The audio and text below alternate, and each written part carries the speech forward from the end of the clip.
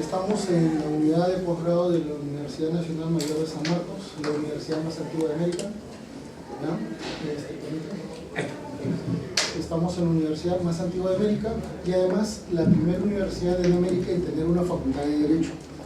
Y ante nosotros tenemos al profesor Walter Carnota.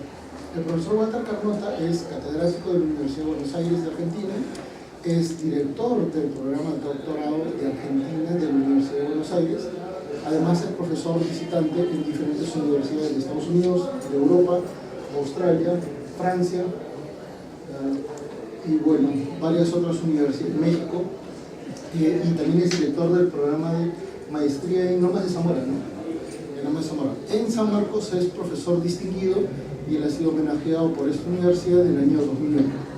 A continuación, para ya no relatar el extenso currículum del doctor Carnota, vamos a comenzar con nuestra exposición que se trata sobre justicia internacional, pero desde una perspectiva de derechos humanos, de derechos fundamentales, y en lo cual nosotros trataremos el tema aproximadamente, ¿te parece? ¿Media hora? Para dar paso a algunas preguntas y algunas definiciones para poder vincularlo al contexto nacional. ¿Correcto? Con ustedes entonces, señores, el profesor Walter Carnota, bienvenido. Gracias, Manuel, por la introducción. Gracias a ustedes por estar acá, a los que son habituales residentes de este edificio, a los que no.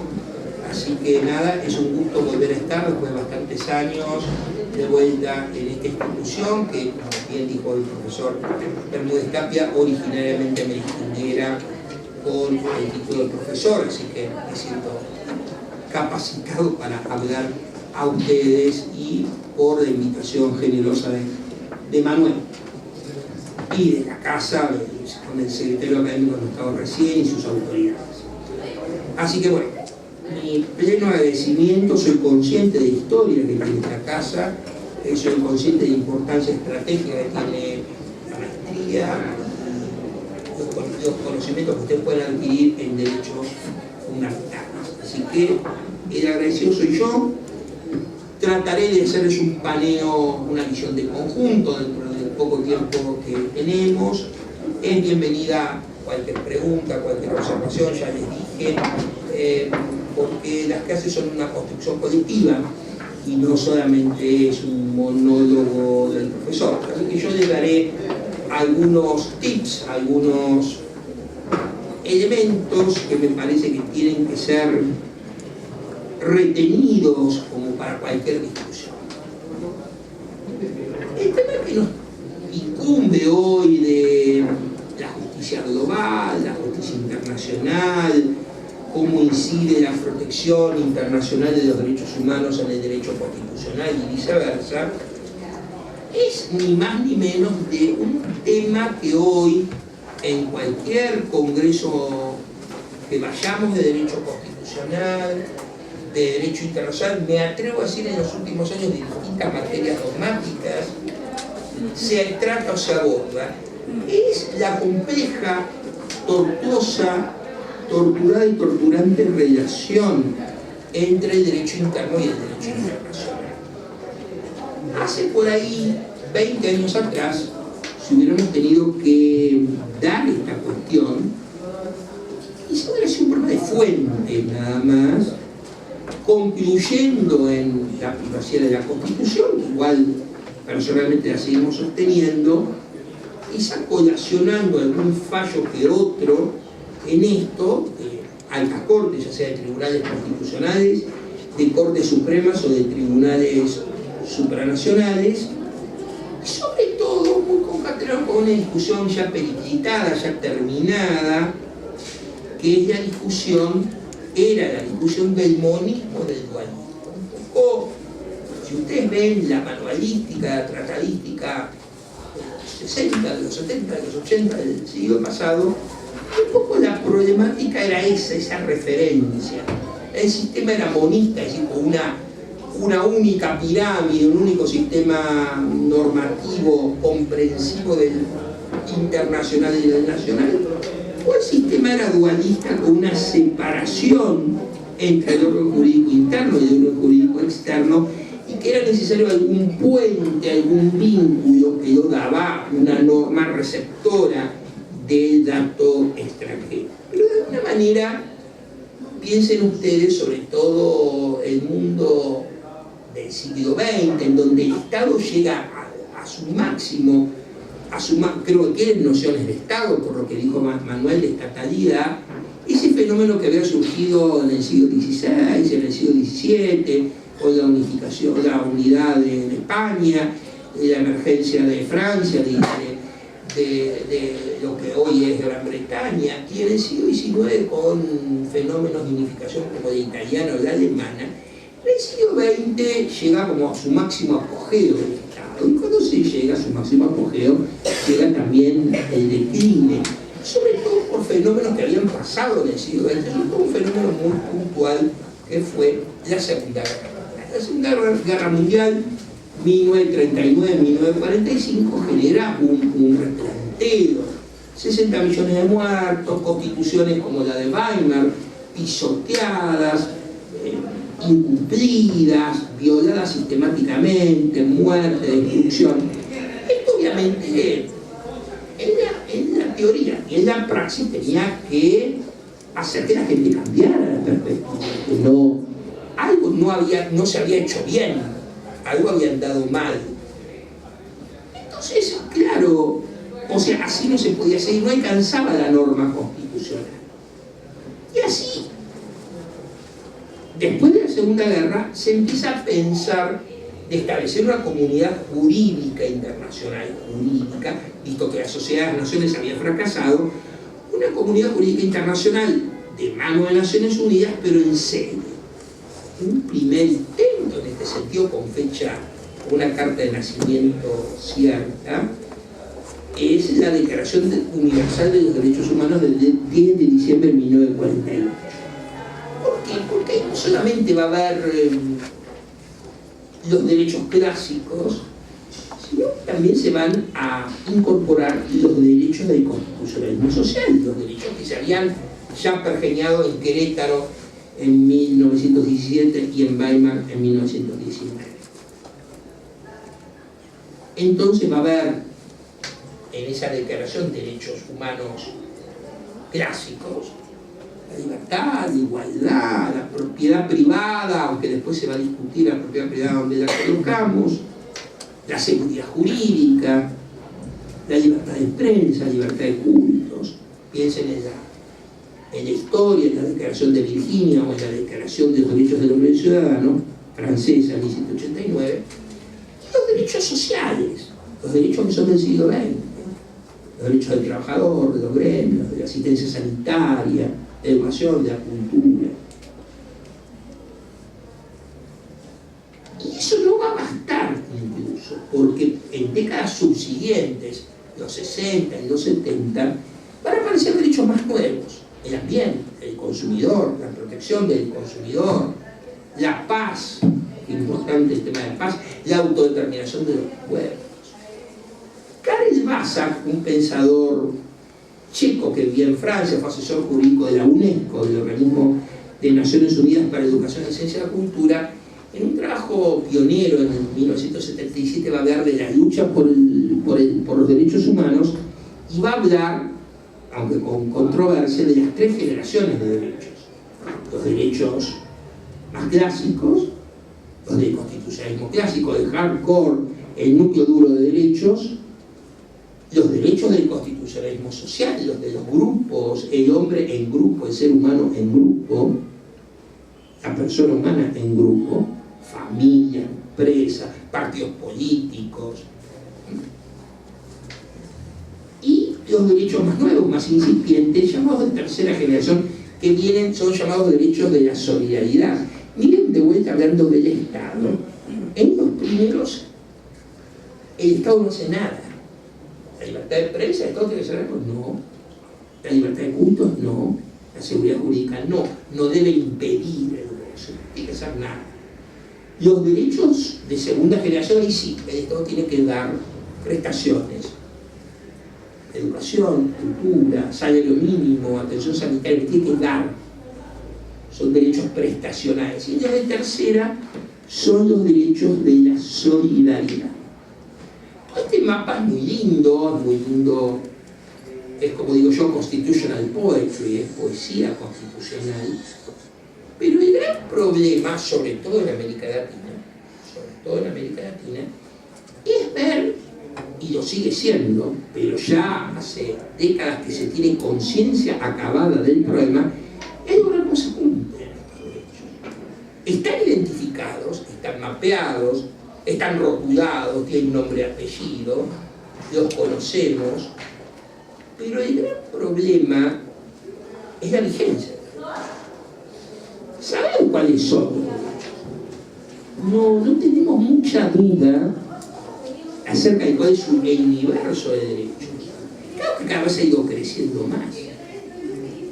Pero el gran desafío en las últimas décadas, digamos, ha sido lograr que ese catálogo no sea el famoso catálogo de ilusiones, no sea algo que con buena predisposición postulamos, pero que no se cumple.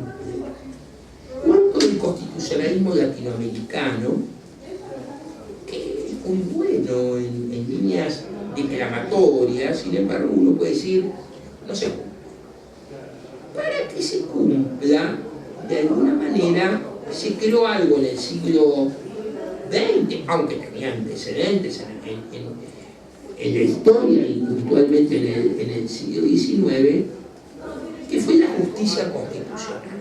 Algo relativamente nuevo, que era tener, como tiene Perú, que tiene un tribunal constitucional, tener algún mecanismo jurisdiccional de tener jueces que se encargan solamente de la Constitución. ¿Hay jueces ordinarios? Sí. ¿Hay tribunales ordinarios? Sí, que dicen el derecho desde lo infraconstitucional, sí. Pero los temas constitucionales los tratan señores y señoras que se supone que saben derecho constitucional. Se supone que tienen la ventaja de la especialización. Por eso son jueces constitucionales. Y Perú avanzó un poco más, mucho más que, por ejemplo, que la Argentina o que otros países. Tiene código procesal de constitución. Yo tengo un tesista en Argentina que está haciendo su tesis doctoral sobre la codificación procesal constitucional, claro, y su referencia obligada es Perú. Más allá del código no nato, la corte no nata, el código sí está nato, pero no la jurisdicción en Tucumán. Sí hay un código, una suerte de clonación en Bolivia, paremos de contar, pero el único intento relativamente exitoso de codificación constitucional, procesal constitucional, es Perú. Entonces, claro, la justicia constitucional peruana vis-a-vis otros sistemas aparece, al menos en sede teórica, con cierto nivel de sofisticación. Un sistema, como dice García Belaúnde, de un sistema no mixto, sino dual. Yo me acuerdo de la otra visita que hicimos a Lima, me acuerdo que Manuel nos llevó a un juez civil de Lima, del Tribunal de Lima, y me decía, yo soy juez de amparo. Y era un juez de primera instancia como soy yo en Argentina. Yo soy juez federal de primera instancia, pero me asombró, porque dije, perdón, el Tribunal Constitucional. No, son dos cosas distintas, y después lo estudié y son dos cosas distintas. La mayoría de los países, y el otro día lo decía en la Corte Constitucional de Guatemala, en mi país acá, la mayoría de los países tienen un sistema mixto. Un poco, Perú es dual, pero también tiene esa mixtura. Los sistemas de control de constitucionalidad no son puros, como tampoco es pura la dicotomía entre el civil law y el common law. Es una dicotomía cada día menos relevante, si ustedes quieren. Los sistemas continentales romanistas cada día tienen más base jurisprudencial, cada vez cotiza más un fallo, ya sea de la Corte Suprema, del Tribunal Constitucional, de la Corte Interamericana, de la Corte Europea de Justicia. Y cada vez en un sistema de common law tiene más importancia la ley, aún en Gran Bretaña, aún en Estados Unidos. Con el control de constitucionalidad surge algo que Francisco Fernández Segado define muy bien como la hibridización de los sistemas. Es decir, los sistemas son híbridos, no hay sistemas puros. Argentina, por ejemplo, tiene el viejo sistema, el sistema de control difuso. Yo soy juez federal de primera instancia, soy juez constitucional. No hay corte constitucional en Argentina. Hay una corte suprema, que a veces se cree el Tribunal Constitucional, que por vía de recurso extraordinario se puede llegar a sus estrados, cuyos precedentes, también una diferencia importante con Perú, no vinculan. Entonces, claro, litigar en Argentina es bastante azaroso, si se quiere, porque el litigante, donde van a estar ustedes profesionalmente de acá 3, 4, 5 años, no sabe muy bien a qué atenerse, no tiene precedente, no tiene un único tribunal que centralice lo constitucional. Y se puede encontrar conmigo, yo declaro que una norma es inválida y otro juez que diga que es válida. Y esto genera un gran caos, una gran divergencia y una desigualdad de la jurisdicción. Entonces, claro, en América Latina, como una recidiva de todo el tema de la guerra, de la Segunda Guerra, viene el tema de la democratización del continente. En distintos años, les digo, en la década de los 80, por identificar una década, en algunos países fue antes, en otros después, y también se detectó que no bastaba la protección doméstica de los derechos, no bastaba una constitución. De alguna manera, un fragmento del derecho constitucional. El derecho constitucional podía dominar o controlar hasta un punto, pero no tenía la última palabra. ¿Y qué se pensó? Y crear instancias supranacionales. En el caso de América Latina, se crea en 1979 la Corte Interamericana de Derechos Humanos. Previo al Pacto de San José de Costa Rica en 1969 se había creado la Comisión, que es la Comisión para los menos leídos en derechos humanos. Es un órgano de amigable composición, es un cuasi tribunal, pero no es un tribunal. El tribunal es la Corte, la que está en Costa Rica. Con esto se pensó, y la Corte en sus primeros años de actuación tardó, desde el 79 al 86 recién dictó una primera opinión consultiva, y ahí ejerció por primera vez su jurisdicción contenciosa. La Corte tiene dos jurisdicciones: la consultiva, opiniones consultivas, más por la 24, y la contenciosa. Perú tiene un montón de casos. Es más, la doctora Salado, una profesora de la Universidad de Sevilla, hizo un libro nada más de los casos peruanos ante la Corte Interamericana, porque se litigó mucho. Y casos emblemáticos, sobre todo el caso razonable.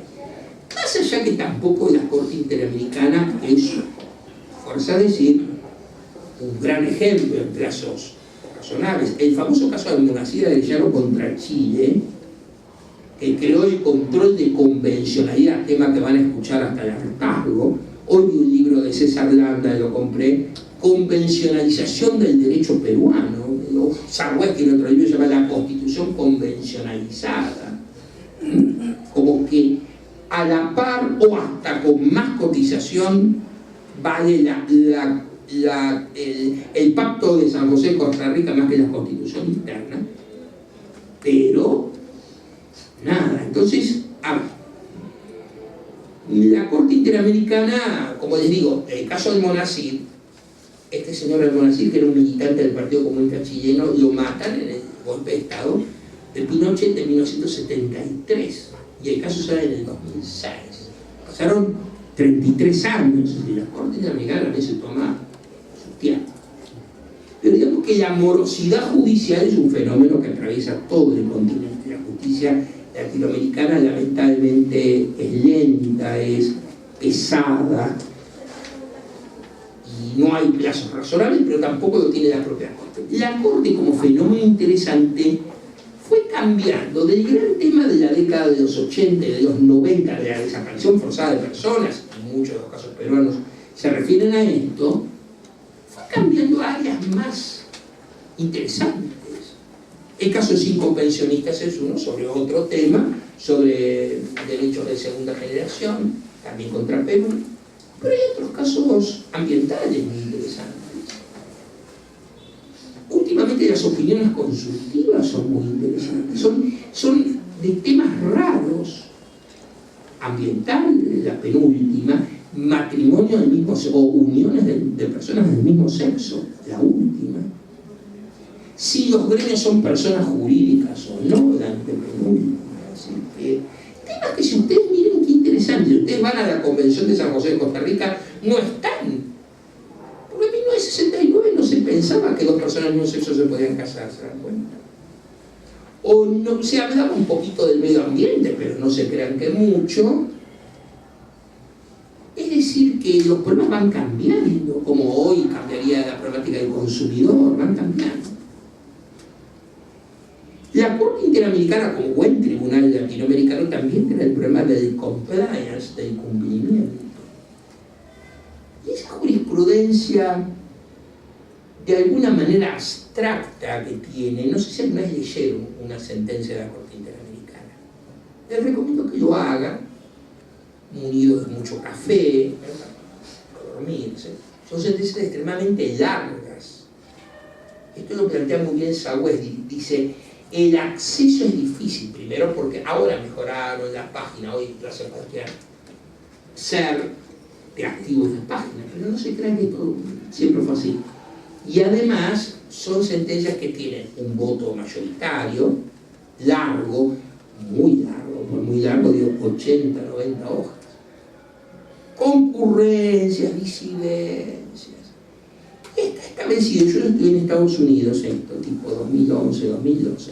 Estados Unidos es un tema fácil de estudiar, pues Estados Unidos no forma parte del sistema interamericano, entonces a nadie le molesta que estudies esto. Cuanto más abstracto es el fallo, o más vago o inespecífico es el fallo, puede ser para la jurisdicción interna también, puede ser para el Tribunal Constitucional de ustedes o la Corte Suprema mía, menor posible cumplimiento. Cuanto más, con respeto lo digo, cuanto más divague, cuanto más pintaron la Capilla Sixtina, y hay veces que hay que hacerlo largo, pero hay veces que no. El juez tiene un deber, y todo enseña la mejor procesalística de concreción. A veces yo me planteo mi jugador, como todos de Buenos Aires, con mucha cantidad de expedientes y demás, y uno dice, ¿qué hago acá? Por ahí alguien que, como yo, viene del mundo académico. Sin embargo, una primera instancia que es la trinchera, porque no tenés lugar para hacer grandes discusiones jurídicas, pero te obliga a ser concreto, te obliga a ser práctico, como la lógica del ama de casa, digamos. Puede ser las madres de usted, todo está muy lindo, pero el presupuesto no alcanza para tanto. Hoy hay que hacer la cama, ¿vieron? Esa lógica inapelable, no susceptible de mucha tematización.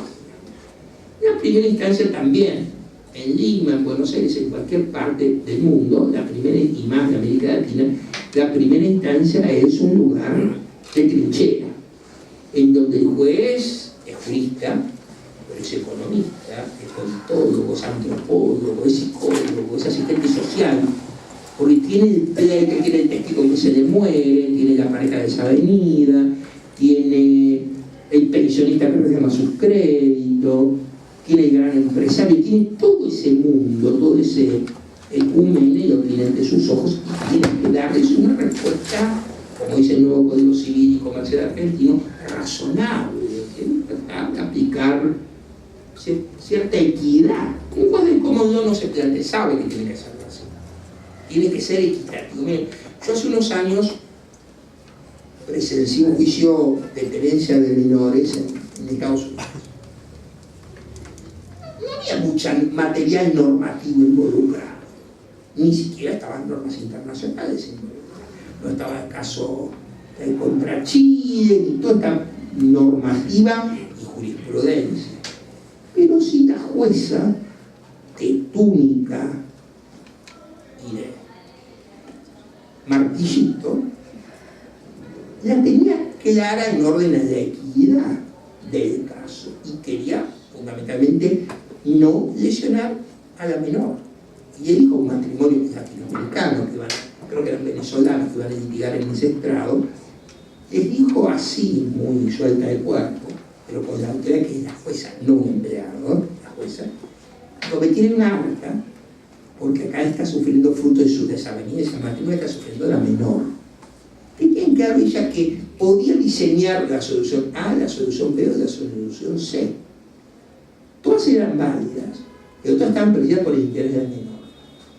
Todas eran altamente subjetivas, pues la justicia de común law es subjetiva. Está basada en una norma general, pero no, eran subjetivas, intuitivas, diría yo. Una solución que... ¿Vieron ustedes en las películas de juicio por jurados? Juicio por jurados es la intuición puesta en acción, son intuitivos, ¿no? Es gente, cuanto menos derecho sepa, mejor, es como un canto a la ignorancia del derecho. Sin embargo, vieron que no tiene que estar contaminado, tiene que ser lo más objetivo posible. Entonces, hoy, para ir resumiendo, el material que ustedes tienen que cubrir, sea en el pregrado o en el grado, no basta con saberse la Constitución. Ni la de Argentina, ni la de Perú, ni la del 79, ni la del 93. La del 93 vigente. No. Hoy hay que saber también la jurisprudencia del Tribunal Constitucional, porque tienen un órgano que es el último intérprete de la Constitución.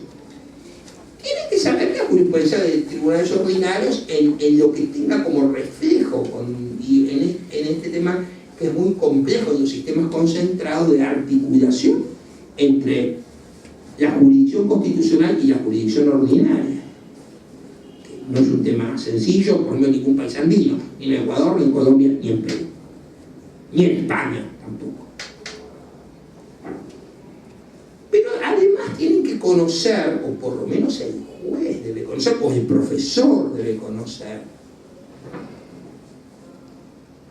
el derecho interamericano de los derechos humanos, la Convención Americana de los Derechos Humanos.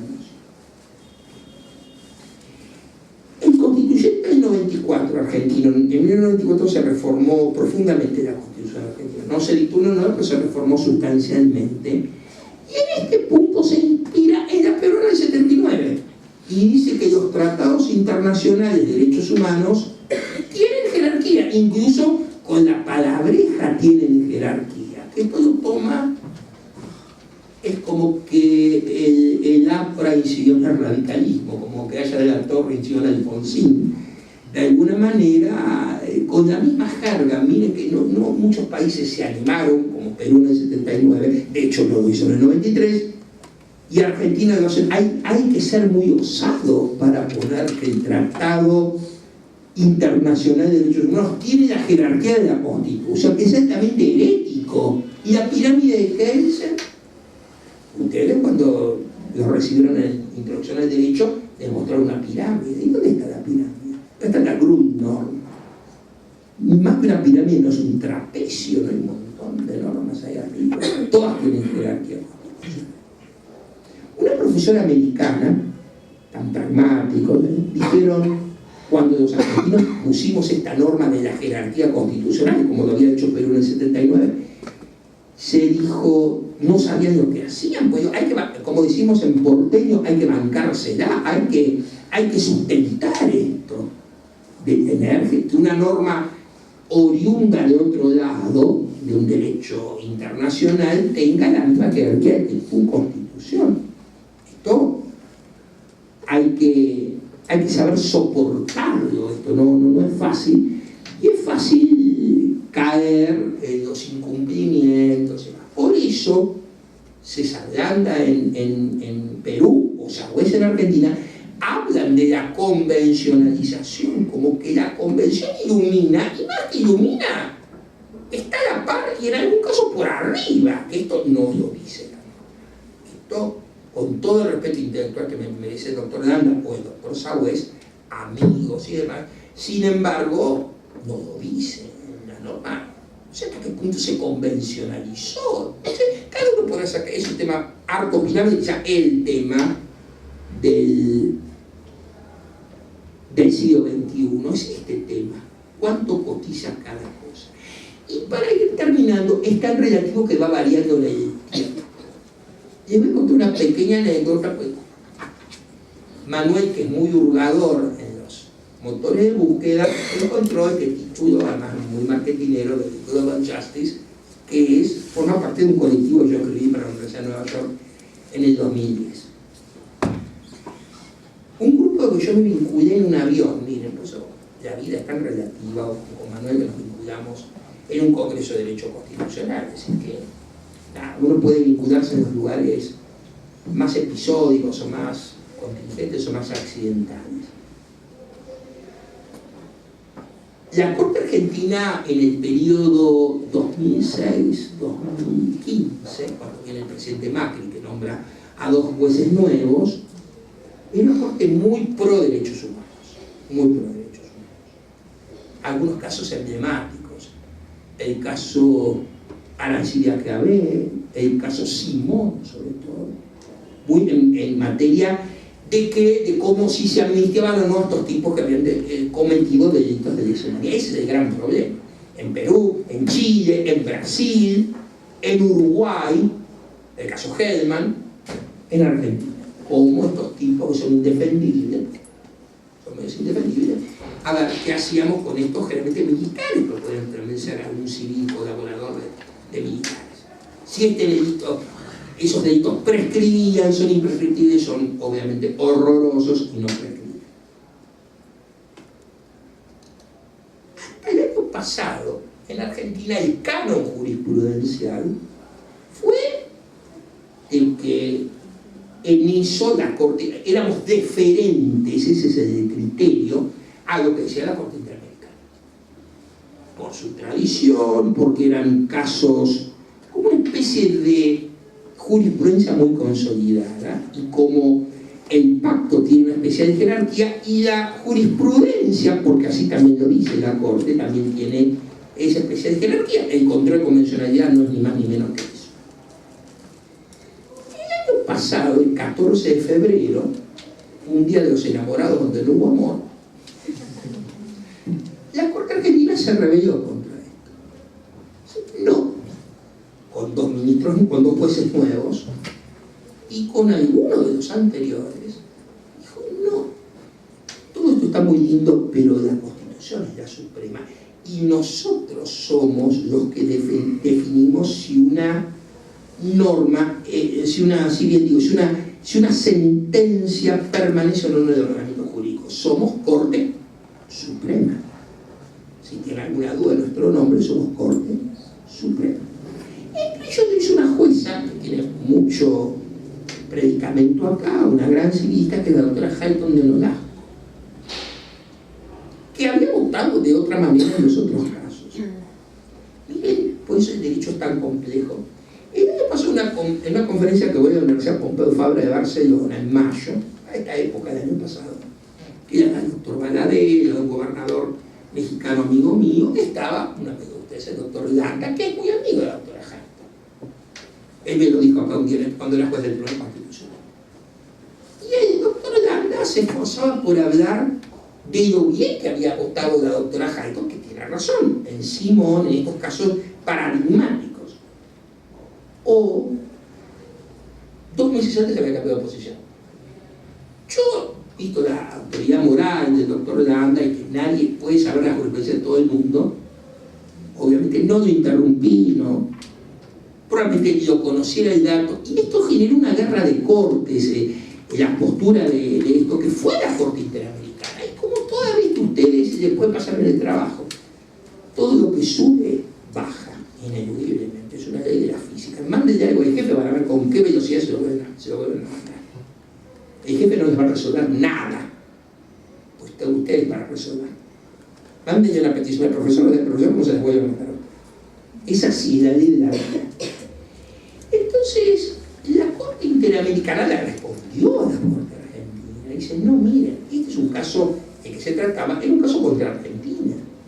Ustedes tienen que cumplirlo. Si no quieren, como acá que le sacaron la firma de Fujimori a la Constitución, está bien que no revoquen, pero pongan un asterisco, pongan una nota a pie de página que la sentencia originaria que dictó la Corte Argentina en el 2001, que era por un hijo ilegítimo de Menem, incompatible porque habían pedido penas de indemnizaciones y penas a periodistas, que esto era inconciliable con la Corte Interamericana. Hagan un agregado, tienen muchas maneras de resolverlo, pero sí queda en claro que los que controlamos la convencionalidad somos nosotros. Le dice la Corte de San José a la Corte Argentina, a la Corte de Buenos Aires. Y esto, bueno, y finalmente, sin que se notara mucho, un día la Corte Argentina, en un acto de superintendencia, ni siquiera dictaron una nueva sentencia para no escalar esto, dice, bueno, en el protocolo pongan como una nota a pie de página, una cosa así, para bajar el nivel del conflicto. Con esto, ¿qué quiero significar? Varias cosas para ir terminando.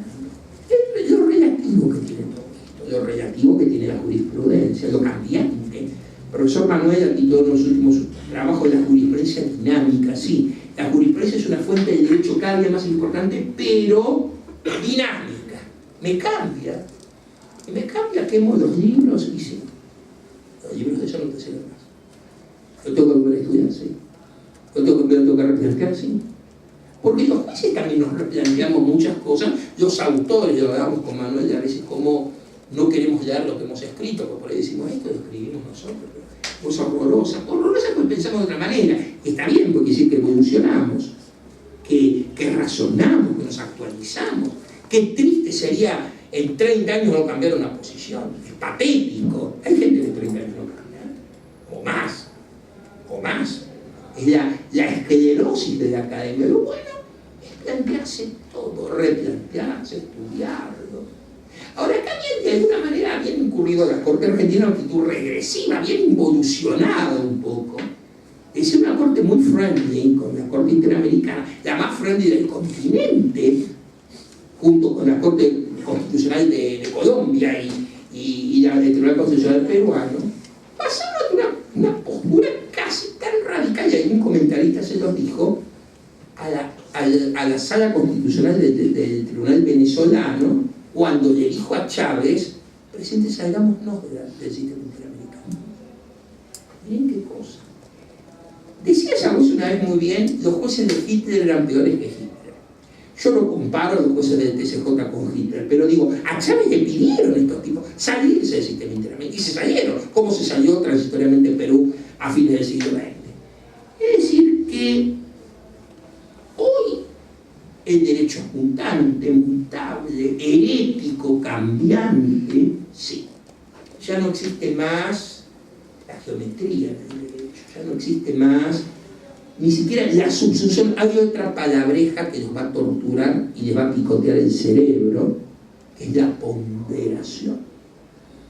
We live in an age of balance. Vivimos en la era de la ponderación. Yo como juez hoy no subsumo, porque puedo poner un robot para eso, que subsume el robot, premisa mayor, premisa menor, conclusión. Me puede procesar el robot. Pero yo debo ponderar, en un conflicto ambiental tengo que ponderar si valoro más la propiedad privada o valoro más la contaminación. Debo ponderar, debo sopesar bienes parecidos o equivalentes. Acá tenemos que sopesar. ¿Qué medimos o sopesamos? La soberanía, la integridad territorial, cultural, lo que Alemania muy bien en el caso del Tratado de Lisboa dice, la identidad constitucional es un valor. Somos patriotas constitucionales. Eso es un valor. El otro valor es la integración, sea en el sistema interamericano, sea en el derecho europeo, es formar parte de un sistema, de una red. No se puede entender el sistema, cualquier mecanismo de integración, sea integración comunitaria, integración de derechos, el Tratado de San José, el Tratado de Roma, si no se entiende la noción de red. Hoy el derecho viene en red, viene en network, viene en red. No es solamente la pirámide, porque desde la pirámide no podía entender cómo hay normas que tienen jerarquía constitucional. Es la red, lo que se expande. Todo el derecho hoy es, si se quiere, global. ¿Sí? Hace unos años, si éramos profesores constitucionales, no nos hubiéramos detenido en el tema internacional. Hubiéramos hablado del monismo y del dualismo y punto. Hoy nos detenemos porque el mundo está vinculado. El mundo está en red y el derecho está en red. Y el derecho, como hay mayores, voy cerrando, mayores intercambios de bienes en persona, hay mayores intercambios jurídicos también. Hoy el Tribunal de Lima sabe lo que es el Tribunal de Buenos Aires, el Tribunal de Buenos Aires, el Tribunal de Panamá, y así sucesivamente. El derecho es complejo, es global, es plástico. No hay una solución. Bienvenidos al cambio, bienvenidos a la textura abierta de las normas, a la no geometría de las normas. Ese es el derecho que les toca a ustedes estudiar y el día de mañana aplicar. Muchas gracias.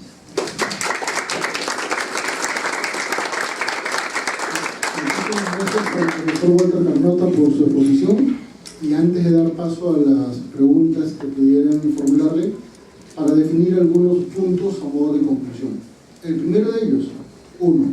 El derecho está cambiando, y esto es parte de la propia historia.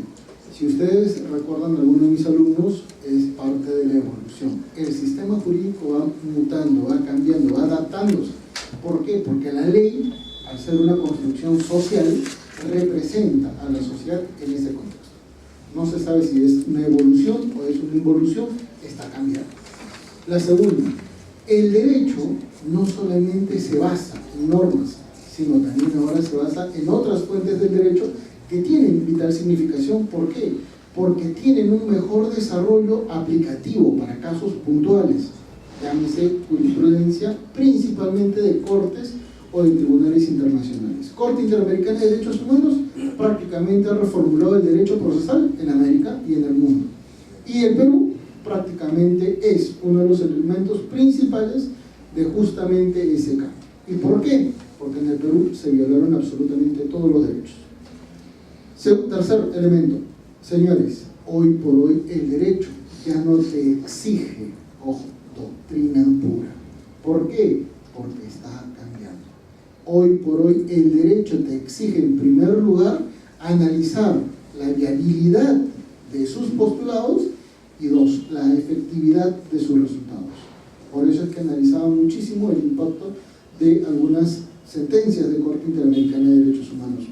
Y finalmente la cuarta, hoy por hoy todos estamos interconectados y prácticamente gracias a esa interconexión el derecho ha cambiado, el derecho se está adaptando a nuevas realidades, y gracias a eso también el derecho puede tomar los mejores elementos que existen en esta red para poder, ¿qué cosa?, mejorar su sistema normativo, mejorar su práctica jurisdiccional y finalmente mejorar su sistema de protección de derechos, que es finalmente el principal elemento que nosotros estamos analizando.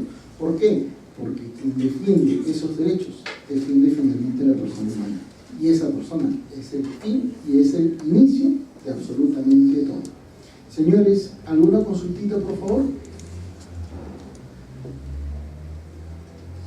Por favor. Buenas noches, mi nombre es Francisco. Escuché muy atentamente la plática del doctor. Entonces se podría decir que el derecho tiene hacia una tendencia de internacionalización, porque hacia un derecho internacional global, como bien lo mencionó al final, porque por ejemplo los problemas que hay aquí, tanto en Perú como en Colombia o México, pueden ser los mismos, y es por eso que, por ejemplo, las recomendaciones que emite la Corte Interamericana pueden ser aplicadas ya sea para uno u otro país, pero entonces vamos hacia un derecho internacional global. Ese es mi comentario, nada más, doctora. Muy bien, Francisco, le agradezco su pregunta.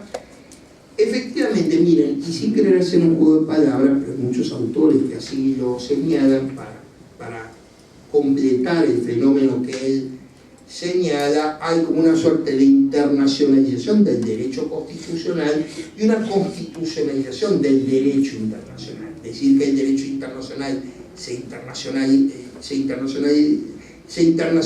o se globaliza sería redundante, pero en realidad las fronteras de uno y de otro cada día son más elásticas. Y puntualmente yo les voy a hacer un agregado para que puedan entender mejor, porque este es el núcleo, creo, del problema. Que un poco también lo planteó Manuel en su síntesis. A ver, sobre todo, y lo dijo también él en una parte de la pregunta, hay temas de derechos fundamentales que son muchas a la experiencia humana. Es decir, la libertad de prensa contra la libertad de intimidad no es esa tensión entre ambas libertades, es un tema que se plantea en Estados Unidos, en Argentina, en Perú, etc. Y así sucesivamente, en temas de derechos fundamentales, esos temas tienden a ser comunes, si se quiere.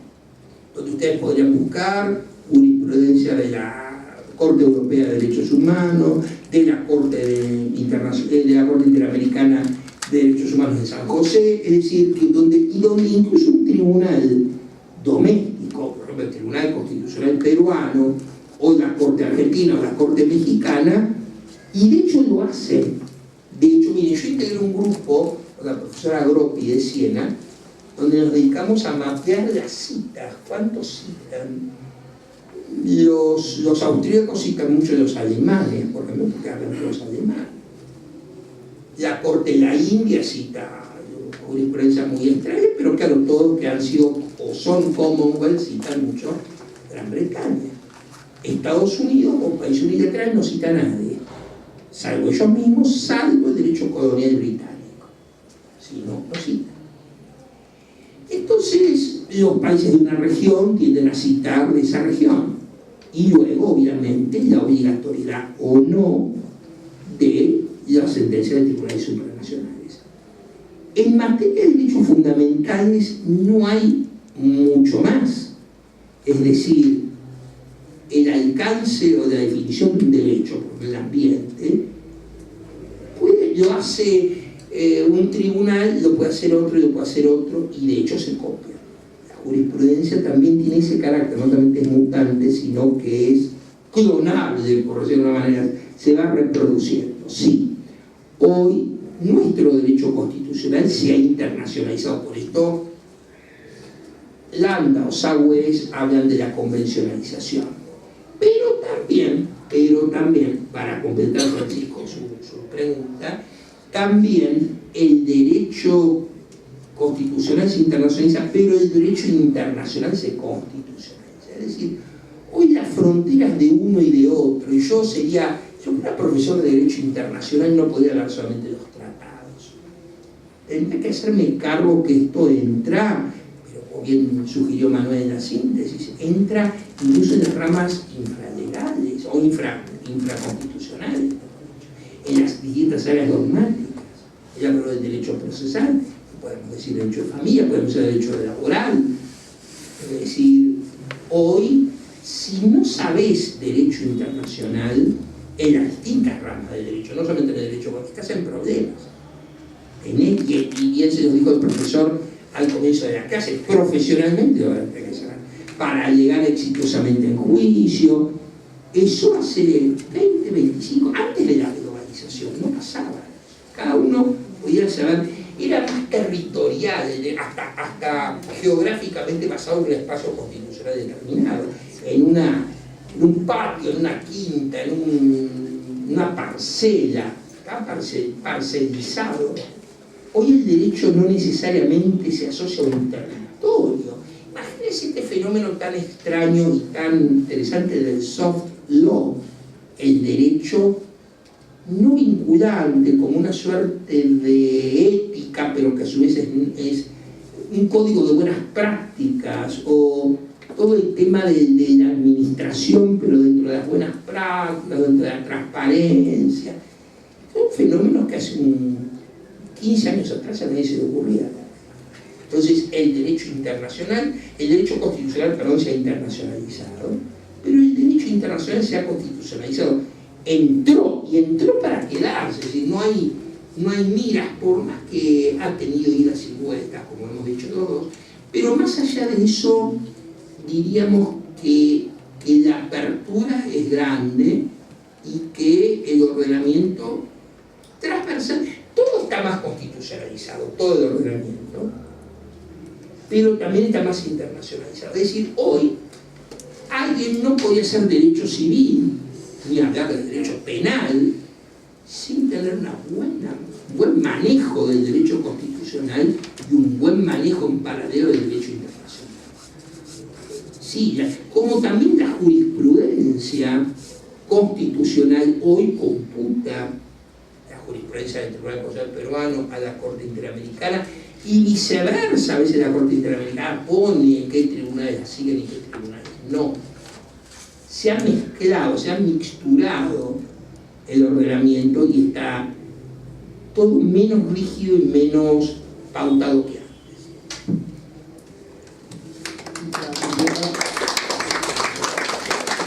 Esta pregunta es porque el derecho, al estar cambiando, parte de una concepción. En la actualidad, la ley ya no soluciona los problemas de la comunidad, ni los problemas que surgen en esa comunidad a nivel de relaciones interpersonales, producto también de su propia evolución de sistema jurídico romano, germánico, canónico, francés. Y esto se evidencia en 1989 con la caída del muro de Berlín, en la que prácticamente el derecho ya no responde a las premisas iniciales con las que surgió y provoca la necesidad de que, si la ley ya no soluciona estos problemas, se encuentren alternativas de solución para casos puntuales en otros ámbitos.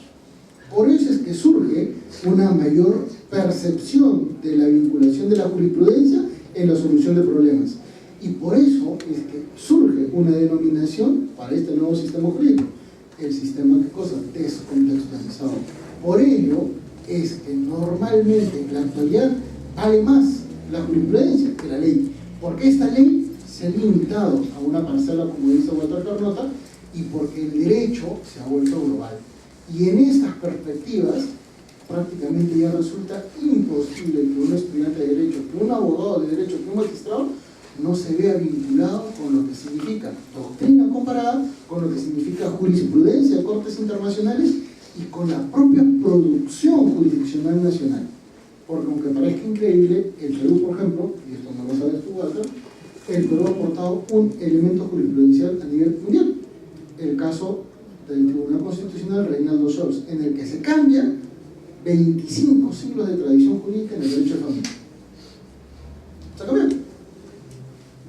Y es tan importante este fallo que la misma Corte Interamericana de Derechos Humanos la cita, pero no la referencia. Y este caso es justamente un caso de Argentina, Fornerón e hija contra Argentina. Y es un caso que en el Perú se resolvió en el año 2006 y la Corte Interamericana lo citó en el año 2011, para que vean cómo es que la interdependencia prácticamente es la característica de nuestro nuevo derecho.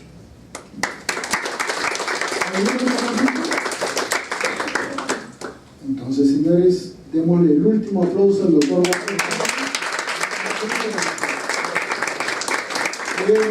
Chicos, nos vemos en clases. A los estudiantes del posgrado, por favor, la hojita de asistencia de clases. Sí, por favor. Y nos vemos hasta una próxima oportunidad. Muchísimas gracias.